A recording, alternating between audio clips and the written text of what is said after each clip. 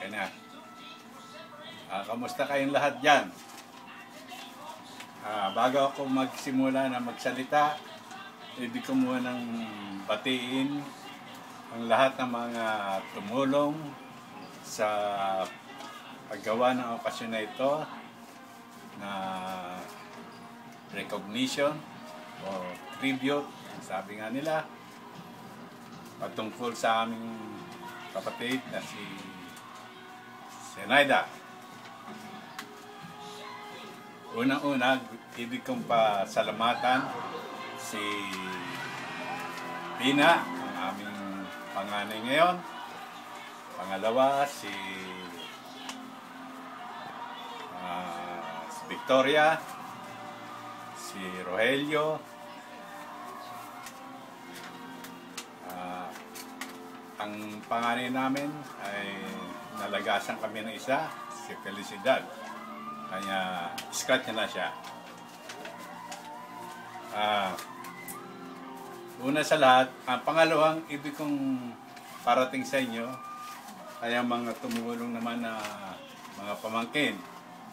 Unang-una na, inalagaan ni Seni, si Bay, at saka yung kanyang asawang si Joyce Scott.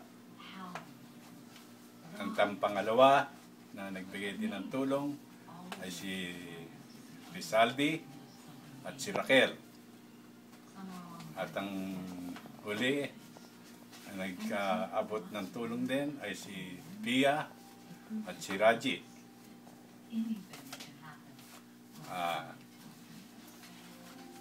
Ang lahat ng ito ay nangyari dahil sa pagtutulong-tulong ng bawat isa. Kagaya ng mga pamangkin niya ni Seni sa Galas na sila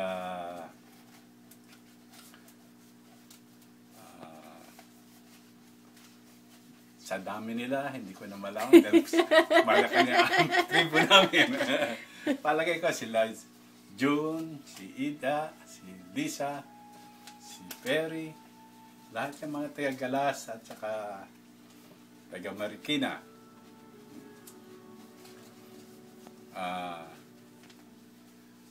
At ewan ko kung mayroon akong hindi nabanggit na pangalan, huwag sanang magtatampo dahil talagang ang aking utak ay kumisan nagmimis na.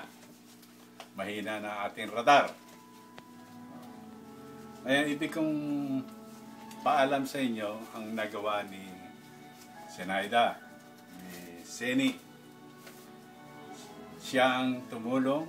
Ibig kong pasalamatan siya sa pagtulong niya sa pag-aalaga sa aming dalawang magulang, si Mamang at si Papang. Malaki ang kanyang nagawang tulong sa dalawang matanda na yun. Kaya kinikilala namin ang kanyang nagawa. At ang pangalawa na nagawa niya ng tulong ay si Jogal na aming pinsan at si Chuendong. Itong dalawang na ito ay napakahirap alagaan dahil masyadong makukulit. Alam namin ang hirap na ginawa mo. Kumisa nagbo-boxing kayo ni Bogart. At nag-sisingawan kayo ni Chuendong. Lahat yan ay nalalaman namin. Kaya hindi kaila sa'yo ang naging hirap mo sa mga yan. At ang pangatlong ibig kong iparating sa iyo ay ang tungkol naman sa iyong pamilya. Naging mabuti kang asawa at ulirang anak din. Ulirang ina. Alam ko ang kapilyohan din ni Nestor na hindi mo rin nalalaman.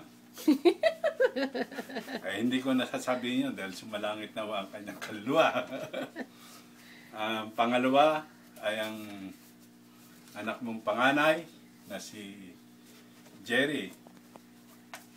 Itong si Jerry ay napaka mabuting bata. Nung nabiyuda ka, ay siya ang tumayong padre de pamilya sa inyo. Batang bata siya na nagtrabaho, inako niya ang pagiging ama at anak sa kanya, sa inyong pamilya. Dahil sa kabataan niya, siguro nagsawa o nabor sa buhay, kaya nagkaroon siya ng bisyo na nalulung sa masamang bisyo.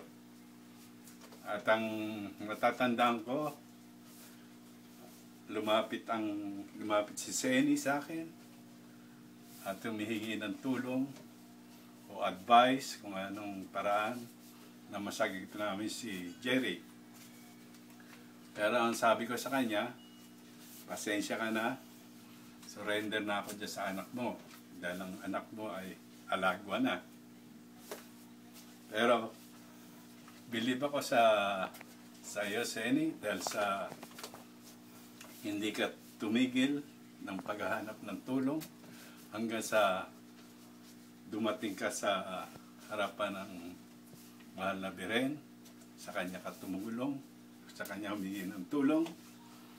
At ewan ko kung milagro ng Diyos yun, ang lahat ay nagbago. Hindi ako makapaniwala na nabalitaan ko na lang na nasa ibang bayan si Jerry at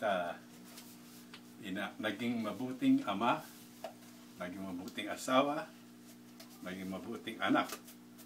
Napakagandang pangitain o pagbabatayan ng kabutihang loob ng mga tao. Ikaw magandang example ng sangkatauhan. Kaya saludo ko sa iyo. And thank you and enjoy the party. Thank you.